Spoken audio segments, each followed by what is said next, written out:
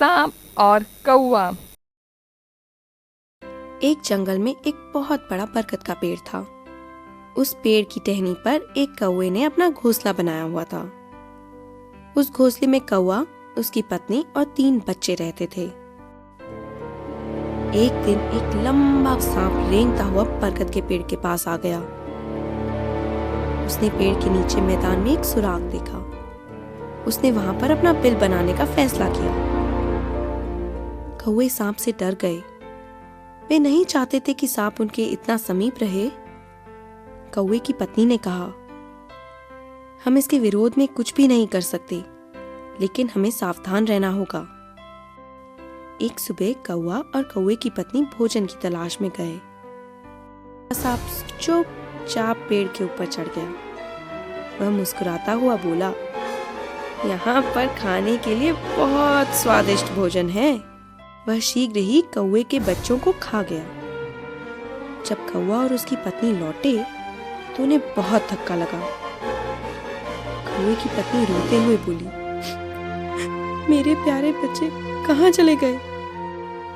बेचारी कौवे की पत्नी बहुत दुखी हुई और चिल्लाकर रोते हुए बोली, दुष्ट सांप बच्चों को मार कर खा गया। कौवा बहुत परेशान हुआ।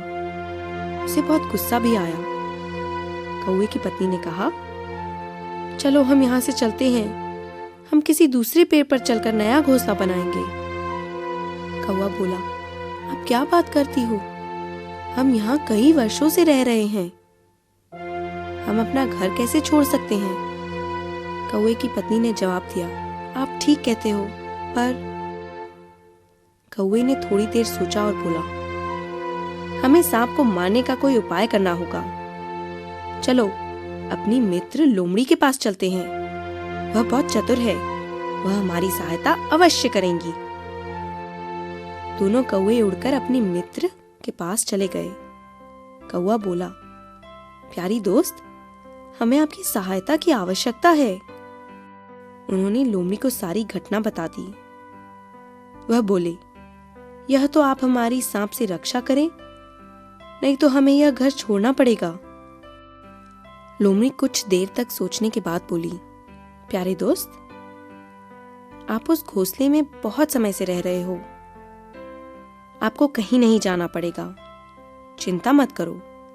मेरे पास सांप को मारने का एक बहुत उत्तम उपाय है। लोमड़ी ने इशारा करते हुए कहा, क्या आप सामने वह महल देख रहे हो? उसमें कुछ राजकुमारियां रहती हैं। प्रतिदिन सुबह वे नदी में नहाने जाती हैं। जब वह नदी में नहा रही हों, तो उनके नौकर नदी के किनारे उनके कपड़ों और आभूषणों की देखभाल करते हैं। आप दोनों कल नदी के पार जाना, छिपकर प्रतीक्षा करना। वे आपको देख न पाए। जब राजकुमारियां नहाने जाएंगी, तो कौवे की पत्नी सोने का हार उठाकर उड़ जाएगी। कौवा उसके पीछे तेज आवाज करता हुआ दौड़ेगा। नौकर कौवे की पत्नी को हार लेकर उड़ते हुए देखेंगे। वे तुम दोनों का पीछा करेंगे। तब वह कौवे की पत्नी से बोली, आप बरगद के पेड़ के पास पहुंचकर उस हार को सांप के बिल में गिरा देना। फिर प्रतीक्षा करना और देखना क्या होता है। दोनों कौवे लोमड़ी के उपाय से बहुत सहमत थे। उन्होंने उसे धन्यवाद दिया और उड़ गए। अगली सुबह वे नदी के किनारे जा पहुंचे। जल्दी ही वहां राजकुमारियां आ गईं। उन्होंने अपने कपड़ों और आभूषणों को अपने नौकरों को दे दिया। वे नदी में नहाने चली गईं। कौवे की पत्नी नीचे उतरी और उसने हार को अपनी चोंच में उठा लिया। उसने अपने पंख फड़फड़ाए और उड़ गई। कौवा तेज आवाज करता हुआ उसका पीछा करने लगा। नौकरों ने कौवे की पत्नी को हार ले जाते देखा और चिल्लाए, रुको रुको, हार हमें दे दो, रुक जाओ।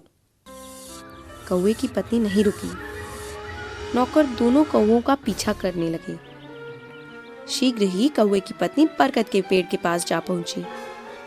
उसने वह हार सांप के बिल में गिरा दिया। नौकरों ने यह सब देखा।